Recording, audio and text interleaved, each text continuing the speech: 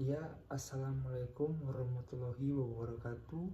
Salam sejahtera bagi kita semua. Shalom. Perkenalkan, nama saya Arnold Swelso Walalayo dengan NIM 2024 21307. Saya dari kelas R4G.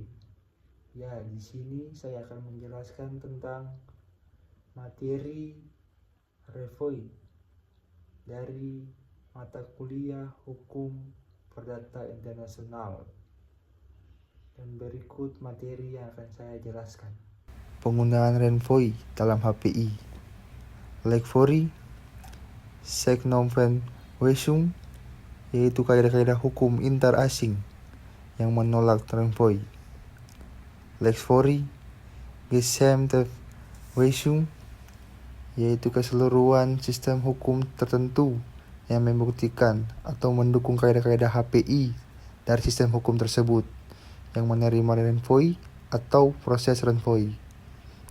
Ada kemungkinan bahwa kaidah HPI sistem hukum asing itu akan menuju kembali ke arah REVOI atau menuju lebih lanjut ke arah sistem hukum ketiga.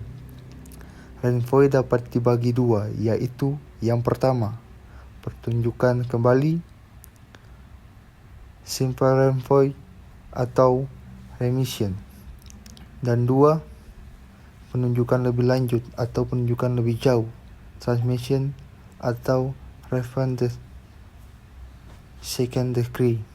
REVOI adalah penunjukan kembali atau penunjukan lebih lanjut oleh kaidah-kaidah HPI dari suatu sistem hukum asing yang ditunjuk oleh kaidah HPI REVOI, yaitu sikap hakim. REVOI hanya mungkin dilaksanakan apabila kaidah HPI REVOI menuju ke arah suatu sistem hukum asing, yaitu kaidah HPI asing yang dianggap relevan dengan perkara yang dihadapi, dimungkinkan menolak atau menerima, hendak memberlakukan sistem hukum lain, tidak menentukan titik taut sekunder yang sama, fakta-fakta dalam perkara HPI memungkinkan. Beberapa contoh kasus REVOI. Yang pertama, kasus Re-Anisle tahun 1926 tentang testamen atau wasiat. Intinya ada hubungan antara Inggris dan Prancis.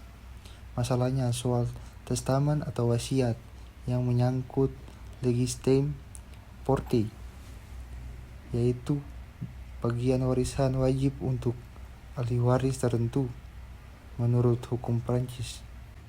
Alur berdasarkan domisili perkara diarahkan ke hukum Prancis, tapi Prancis menggunakan prinsip lex patrie atau hukum kewarganegaraan yang bisa kembali ke hukum Inggris. Terjadi REVOI bolak-balik rujukan hukum, disebut juga Gesamtverweisung. Hasil, menurut hukum Prancis, kalau testamen melanggar legitime property, batal demi hukum. Jadi, REVOI di sini membuat hukum Prancis tetap dipakai untuk menentukan sah atau tidaknya wasiat. Kedua, kasus Reduke of Wellington tahun 1948 tentang pewarisan.